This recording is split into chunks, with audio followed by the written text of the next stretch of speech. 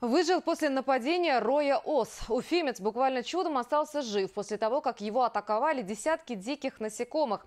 Сейчас отеки уже прошли, но тот злополучный вечер Павел Яковлев запомнил надолго. Азат Садреев восстановил хронологию событий. Всем привет, короче. Меня оса укусила. Так я вот сижу, прикалываюсь. Вот так выглядит человек, которого в голову укусила всего одна оса. Он в сознании и даже находит свое опухшее лицо забавным. Но Павлу Яковлеву после нападения целого роя насекомых было явно не до смеха. Во время уборки на дачном участке он случайно потревожил осиное гнездо, обитатели которого тут же напали на мужчину. Единственное, что он успел сделать, это крикнуть жене и 3-летнему ребенку забежать в дом. Мы побежали с ребенком, там у нас обувь упала у ребенка, у меня, мы босиком уже побежали. И мужу пришлось бежать очень медленно, потому что, чтобы мы прошли. И когда он зашел уже в дом, на нем уже были пчелы, тоже везде. Наверное, около 30-40 пчел мы сняли. Он начал опухать тут же. Сейчас Павел уже поправился, но тот злополучный вечер запомнил надолго. Говорит, силы покидали его с каждой секундой, и лишь благодаря усилиям жены он оставался в сознании. Добежали до дома, в общем-то, отряхнулся и почувствовал, что становится не очень уютно. И начал терять сознание, просто уже прилег на диван, стало очень тяжело дышать, заставлял себя, можно сказать, дышать.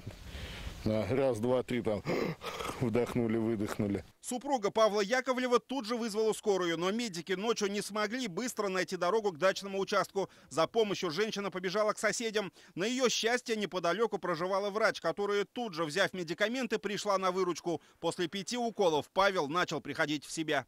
Хочу сказать огромное спасибо нашей соседке Людмиле за то, что она спасла моего мужа. И вообще огромное спасибо сказать врачам. На самом деле врачи в любой момент, в любом состоянии, даже ночью, она прям проснулась, взяла лекарство, прибежала и сделала все возможное. Без страха, без паники, без ничего. Спасибо огромное. Своевременная медицинская помощь, оказанная соседкой, возможно, спасла жизнь Павлу Яковлеву. По словам аллергологов, даже крепкий мужской организм мог не выдержать такого количества осиных укусов. Инсектная аллергия может проявляться в виде местных реакций, в виде системных реакций. Системная реакция – это у нас одышка, это отек гортани, это падение давления, сопровождающееся, естественно, потери сознания. А как вы думаете, здесь реально угроза жизни была для мужчин? Думаю, что да.